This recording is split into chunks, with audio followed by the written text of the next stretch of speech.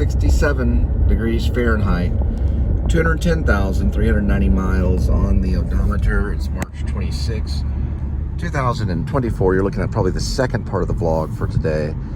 And what I've learned today is a few things. First, let me just get into some trivia, because I watch a lot of film education on YouTube.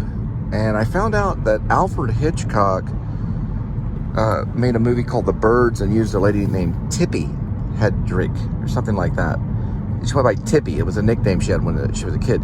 He was like, there was a weird relationship going on. And I don't know the relationship between Martin Scorsese and Sharon Stone during the making of Casino. But Alfred Hitchcock supposedly got so wrapped up with Tippi that he sent a small coffin with a doll of Tippi to her daughter. This is just a story I heard anyway. All right, so we are still working on a cat named Crook. I'm not in a hurry to write it because you want to be strategic in getting these scenes down. What you do is you have this stuff that starts swirling in you. It comes throughout the day and all this stuff, and you start thinking about something, and then something moves you. It's an emotional attachment or something like that. Then the dialogue comes. The dialogue for the 6-hour movie is always there, if you know what I mean. But if you're going to do like an hour-long movie, then you got to be strategic with the dialogue, because it takes time to say things. So you've got to find where the dialogue fits into. I'm very good with dialogue. I do it all day long. These shows are 40 minutes, sometimes an hour, sometimes 2 hours. They've been 3 hours long, and maybe in some very rare cases 4 hours long. But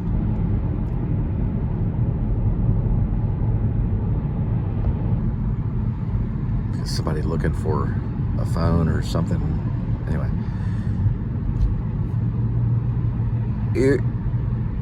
there's a rule of 3. I've learned that, I think, from Studio Binder, which is something I watch. And then there's another filmmaker that's out there that's made a few of his own movies for YouTube and other platforms. And when he talks, he has 3 photos. He does the rule of 3 too. And he knows a lot about filmmaking. It helps with lighting and sound, dialogue, script writing, organization, everything that you need to make your film. That's kind of what this vlog is leading up to.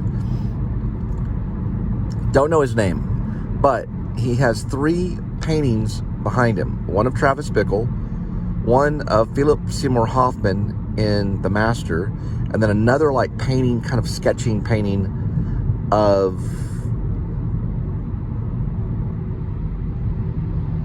did I say Travis Bickle? Oh, the dude. Yeah, the dude from Ethan and Joel Coen's The Big Lebowski. So 3 different types of movies from 3 different types of filmmakers. But he has made a few movies and has done pretty well. I don't know about financially. I don't know if he's connected with any studios. And I cannot think of his name right now. But I think it has the name Studios in it. But he has a whole class that you can buy and learn all these little techniques and stuff that can help you. Even from like stage managing, which really is, I'm calling stage managing is probably PA, like production assistant. Probably he doesn't have that, but he does have storyboard artists, DP stuff, or director of photography. He has things with sound, different types of cameras that you can use. It can go on and on and on and on and on. But my goal is to keep it kind of simple. And probably starting off, I'm not going to go any further than an iPhone, which one of my predecessors and peers, Sean Baker, who went to the New School University when I was there at the Actor Studio Drama School, right after Bradley Cooper had left, had done with Tangerine, going out to California. And then eventually getting a budget, a 35mm camera, and going over to Florida and working with Willem Dafoe on the Florida project. I'm not against using a 35mm camera. I think it's very difficult to start off with nowadays. Like an Arri or whatever they are. It'd be very difficult to start out. And at least you have funding. Look at this traffic. A lot of people coming to Fort Worth. So, I do have a strategy plan on how I'm going to get started. It's a lot of traffic. Lots of people coming to Fort Worth. It's just amazing to see all these people being back around this time. I do have a plan. So when the time comes, and I feel I'm going to be more confident with a MacBook Pro. They're $2,000, sometimes $1,700. I'm going to see if maybe Apple might work me a deal where I can do a down payment and then get on payment plan and see if I can do something like that. And I do have an active credit card, so I can like work with that. But this isn't gonna be anytime soon. Maybe like a year from now. Reason I want a MacBook Pro is because it's gonna have a more intensified editor. I'm going with the Goddard thing about footage. That it's gonna be about sound. It's gonna be about what you hear more than what you see. Right? So Goddard was all about, that did not matter the quality of footage that you were shooting with. That did not matter at all, as long as you had something visual.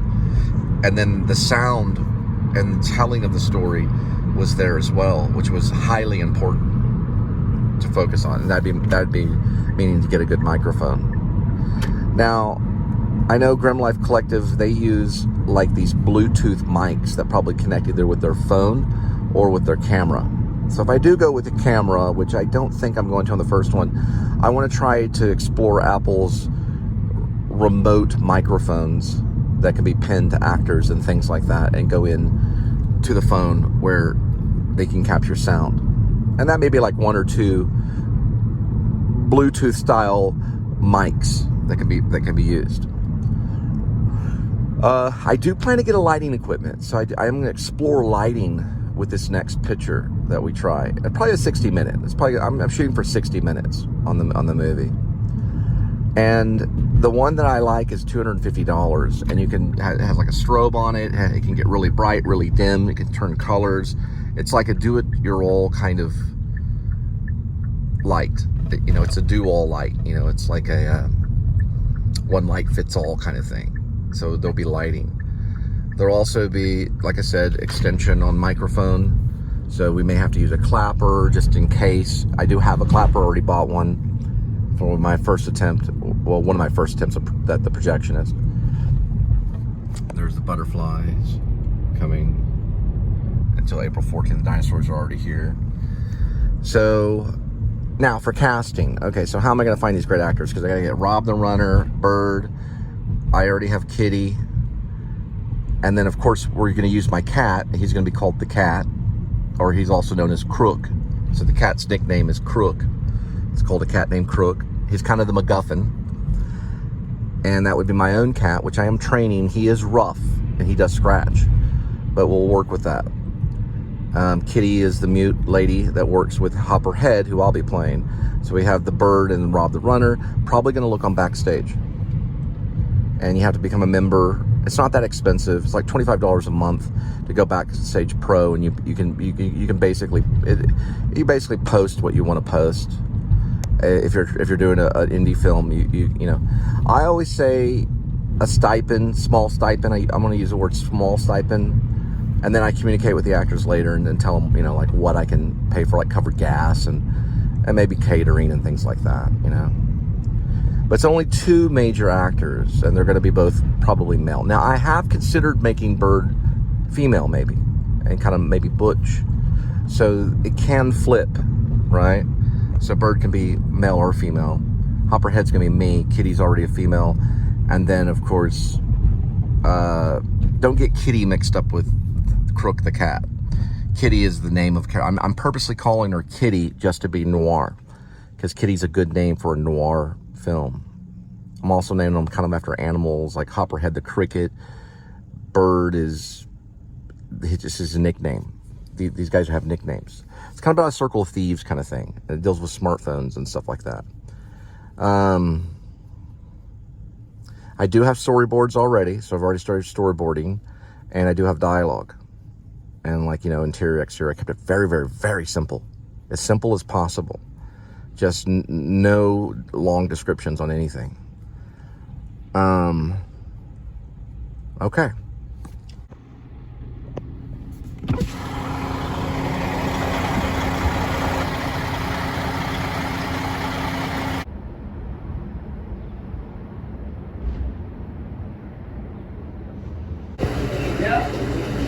What? What is this shit? It's mine. 6:18, 8, and 3. All the way from Virginia. All right. So I wrote the scene when Bird first meets Hopperhead. It's a cool little scene. They talk about. It talks about why his name is Bird, kind of in a way. Well, it kind of hints at it. It's a lot of subtext in it. I use the rule of 3 a little bit in it. I think. I don't know. I have to look at it. You never know on dialogue. So film's not really all dialogue. It's, I think, action sometimes makes a difference, but dialogue is you know, a lot of fun, and it makes the actors get excited about it. But I'm keeping everything minimal for the sake of time, and we all have jobs and we have to memorize. So everything's like going to be like one-liners. The only real monologue so far is the one that I've been always saying. Well, the chubby, they cheat on their diet. The lusty, they'll cheat on love. And if you file, there could be a chance you might cheat on your taxes, whether you know it or not. But down here, nobody cheats Crook the cat. That part might be in there. And I don't know who I don't know who Hopperhead would say it to. I don't think Bird would say it, unless he was repeating Hopperhead saying it. Or if they all say it, repeating Hopperhead. Because Hopperhead's the older one and is kind of the teacher in a way. So Hopperhead, I'm starting to find him a little bit. He's older. He's been in his ways. He's not necessarily like... Let's put it this way. He gets his items from a discrete place, which are the smartphones. And he gets them from a place, and this probably maybe it is happening when the smartphone may be newer, so it could be in the past. Because smartphone, I didn't get my first I did not get my first smartphone until 2012. I got it at a Verizon store over there by the base. But it was an HTC Merge. I think maybe one of the reasons I got it was because at the time Gary Oldman was advertising the Merge. Plus, I like the fact that it slid. It was a slider, and it had its own little keyboard base. That will be in the movie. I have several smartphones. I've never returned any of them. Okay? Now, this has a potential to be a powerful movie, but I'm only writing it to do it. That's why I'm keeping the dialogue minimum, keeping the areas that it would be filmed minimum. I'm keeping things low budget, minimum. Now I want to switch over right now before we go into the whole thing and launching the movie. I want to bring in Reservoir Dogs. Okay, so why did Reservoir Dogs get attention and why was it good? Well, the dialogue's great. Don't get me wrong. But when Harvey Keitel saw it, and you can see it in the script, he certainly probably liked the dialogue, because dialogue, you know, it takes some time to really get some of those lines. You know, oh, I know you could be the rat. You know, and everyone's called like different names, like Mr. Pink, you know, Mr. Brown, Mr. Blonde, all that stuff. All that stuff was like real fun and tasteful. So it was a good taste in your mouth when you were reading it, right? So Harvey Keitel launched that out at the Actor Studio. It was an Actor Studio piece, believe it or not. That's where I studied. So at the time, if I was a big old member of the Actor Studio at that time, Reservoir Dogs would have been mentioned, probably before I even saw it. But I saw it. I had no idea what they were doing before they made it. Now, was Quentin Tarantino going to make Reservoir Dogs before Keitel picked it up? Yeah, he was going to do it. Look at the script and look at the story. They wear black and white suits, which aren't that hard to get. Back in the day, you could probably get fake guns. That's a big... The gun... Hey, ask Christopher Nolan when he made The Following.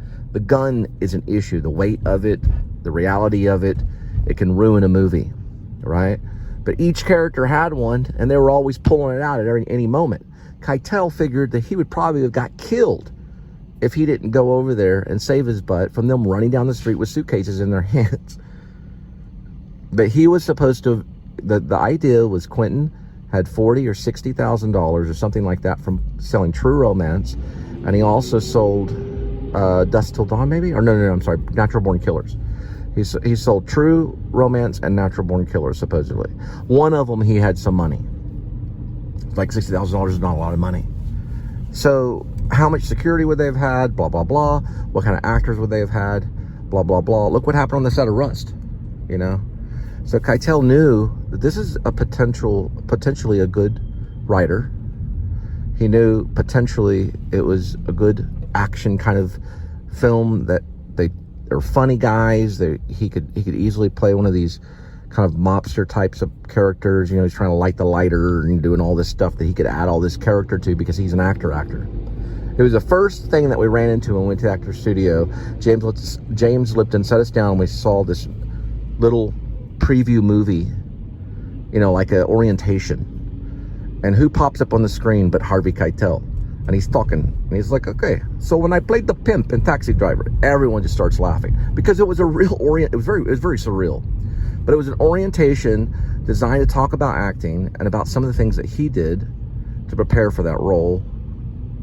And, you know, he went out and talked to pimps and all this stuff and brought one to the actor studio, went down in the basement to get the rhythm down, and so that he could possibly play it. So there was like a risk that he took in knowing that character, and that's Taxi Driver, that's to the side. But why Reservoir Dogs landed on his lap, and there was rumors on how it happened. The rumor I heard was that Quentin was shopping around, getting ready to do it himself, and he was in an acting class, and it got into somebody's hand, and it ended up all the way to New York in the Keitel's lap, where Keitel said, we're going to do this one. Next thing you know, he was driven to set, and he didn't have to worry about the risk of doing his own indie film. So, are there guns in A Cat Named Crook? Actually, no, there's not. These are all thinkers. Now, there is running, and there's nothing wrong with running. I was even thinking about sometime later on, maybe this summer or not, getting a GoPro and doing a little jogging vlog. So that would all be set up, and those are the things, because there's a snatch scene where someone has, which would be one of my, I've got like maybe 7 or 8 phones. 2 of them are like those old cheap Walmart phones. I think Linda had it used for a little while when she like sat on one of her phones and stuff. We've got plenty of them to toss around. And so there's a snatch scene and they have to go running. So that would be like timed out. And I'd probably like have the light out there. But maybe not, you know? Because I've heard of these filmmakers that can just go out there, set everything up, get the shot done, and then move on, right? That kind of thing, which I've done before when I was dealing with the filmmakers, which is one thing. We got some attention for that. And I think that was Linda and I think I did it a little bit with the projectionist. But you run into people going, like when you're really starting to kind of gold dig that film, because film is gold, right? When you're telling that story, people can smell it. They can smell it. And they start asking questions. And for some reason, some weird reason, there starts to be some kind of prevention. It's different than painting. If I had an easel out there painting, now a long time ago, Vincent van Gogh used to do that. They throw rocks at him. Do you know how much a Vincent van Gogh painting is today? They're priceless. You can't buy them. But Vincent van Gogh would paint with this easel, and these kids would run up to him and throw rocks at him because they could smell it. Do you see what I'm saying? I think it's this one. So is this part of the film? Absolutely 100%, but it's in a different medium, and it's called a vlog. Vlog not over yet.